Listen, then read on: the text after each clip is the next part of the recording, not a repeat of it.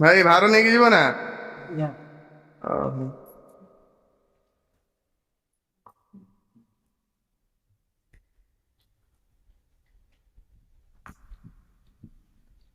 ସେ କଣ ଲେ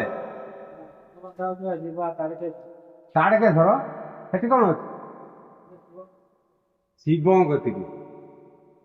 ସେଠି ଶିବଙ୍କ କତିରେ କଣ ଠାକୁର ଅଛି? ଆଉ ଇଏ କଣ ସବୁ ବଇଛନ୍ତି ଆଣ କୁକୁର? ସେଠି ଶିବଙ୍କ କତିକି ଯିବ, ଆଉ ଇଏ ସବୁ କୁକୁର ନା କଣ ବଇଛନ୍ତି? ଏ ଯେତିକ ଶିବ କେତେ ସବୁ ଏଠି କରିଛନ୍ତି, ଆଉ ତମେ ଶିବଙ୍କ କତିକି କଣ କରତେ ଯିବ? ତମେ କିଛି ବୁଝିପାରୁନା କି? ଏ ଯେ ଅଯଥାର ଏଇ ଯୋଉ ଭାର କରିକି ବାଉଁକି ଆଣି ସେ ପାଣି ଫାଣି ନେଇକିରି ତମେ ସବୁ ଯିବ, କୋଉଠି କଚାଡ଼ି କୁଚୁଡ଼ି ପଡ଼ିବ, ସେଠି ଗଞ୍ଜେଇ ଖାଇବ, ମଦ ପିଇବ, ପିଇ ଦେଇକି କୋଉ ପଥର କାଠ ଉପରେ ପାଣିଟାକୁ ଢାଳିବ। ତମ ଗୋଟେ କାଣ୍ଡ ଜ୍ଞାନ ତମ ପାଖରେ ନାହିଁ। ତମ ବାପା ମା ତମକୁ ସଂସ୍କାର ଦେଇନାହାନ୍ତି ନା? ତମେ ପ୍ରକୃତରେ କଣ? ପ୍ରକୃତରେ ତମେ ମଣିଷ ଠାରୁ ଜନ୍ମ ହେଇନ କି? ତମେ ଯଦି ମଣିଷ ଠାରୁ ଜନ୍ମ ହେଇନ, ତାହେଲେ ତମେ ଏମିତି କେମିତି କରୁଛ? ତମେ ପ୍ରକୃତ ଠାକୁର କିଏ ସେ ଜାଣିଛ ନା? ଆଉ ଯଦି କିଏ ସେ ପ୍ରକୃତ ଠାକୁର? ଯଦି ବାପା ମାଙ୍କ ମୁଣ୍ଡ ତଳେ ଯୋଉ ଗୋଡ ମୁଣ୍ଡ ନ ପକେଇକିରି ଗୋଡ ତଳେ, ତାହେଲେ ତମେ ଏଇ ଭାର ବାନ୍ଧୁଛ, ନେଇକିରି ଯିବ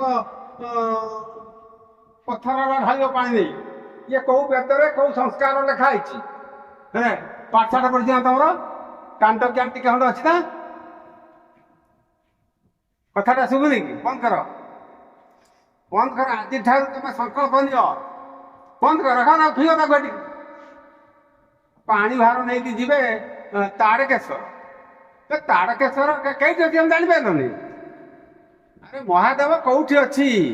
ପିତା ମାତା ଠାରୁ ବଡ ଦେବତା କେ ସ୍ୱର୍ଗ ରାଇଜେ ନାହିଁ, ତାଙ୍କରି ଆଶିଷ ସାହସୀ ନା ଆକାଶ କରିବା ପାଇଁ। ତମେ ମୋ କଥା ବୁଝିପାରିଲ କି? ଯଦି ବୁଝିପାରିଛ, ତାହେଲେ ବର୍ତ୍ତମାନ ପିତା ମାତାଙ୍କ ଗୋଡ ଧରିକି ଜୁହାର ହୁଅ। ବର୍ତ୍ତମାନ ଜୁହାର ହୁଅ, ଏଠି ଯା ଜୁହାର ହୁଅ। ଏତେ ତଳକୁ ଖସି ଯାଇଛ? ତମେ ପାଣି ଭାର ନେଇକି ଯିବ, ମଦ ପିଇ ଯିବ, ତାଡକେଶ୍ୱର ପାଣି ଢାଳିବ? ଆରେ ଯେ ସାରା ସଂସାର ପାଣିର ଭଣ୍ଡାର ତିଆରି କରିଛି, ତାକୁ ତମେ କି ପାଣି ଢାଳିବ? ତମ ଭଳିଆ ଅଲଜ୍ଜା ତ ସଂସାର ଭିତରେ କେହି ନାହିଁ। ଆଜିଠାରୁ ତମେ ଆଉ ଯିବନି କେବେ। କଣ ବୁଝିଲା? ହଁ, ମୁଁ ଭାବୁଛି ସଂସାର ପୁରା ବିଘଟନ ହେଇଯାଇଛି। ପ୍ରକୃତର ଜୀବନ୍ତ ଦେବତାକୁ ପୂଜା କରିପାରିଲା ନାହିଁ, ନିଜର ମାତା ପିତାକୁ ପ୍ରଣାମ କରିପାରିଲା ନାହିଁ। ଯୋଉମାନେ କୁସନ୍ତାନ, ଯୋଉମାନଙ୍କର ମାନସିକତା ମାନେ କ୍ଷୀଣ ହେଇଯାଇଛି, ତେଣୁ ଏ ସଂସାରବାସୀକୁ ମୁଁ ନିବେଦନ କରୁଛି ଯେ ପ୍ରକୃତର ମାନବିକତା ତାଙ୍କ ଭିତରେ ପୁରା ଯାଉ।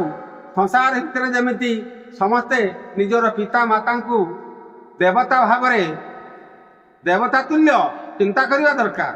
ତେଣୁ ସ୍ୱୟଂ ପିତାମାତା ହେଉଛନ୍ତି ଆମର ଦେବତା। ତାଙ୍କଠାରୁ ଏ ସଂସାର ଭିତରେ ବଡ ଦେବତା କେହି ନାହିଁ। ହେ ଅଧମ ସମାଜ, କାହିଁକି ଏ ଅଧମତା? ହେ ଆତ୍ମଦେବ, କାହିଁକି ଏ ଲୋକମାନଙ୍କ ଭିତରେ ଅଧମତାକୁ ଦୂର କରି ଦିଆଯାଉନି? ତେଣୁ ମୁଁ ଏତିକି ଆତ୍ମଦେବ ପାଖରେ ନିବେଦନ କରୁଛି, ଇଏ ମଣିଷ ମାନଙ୍କର ଭିତରେ ଥିବା ମୂର୍ଖାମି ଆଉ ଅନ୍ଧଜ୍ଞାନ ଇଏ ଦୂର ହେଇଯାଉ।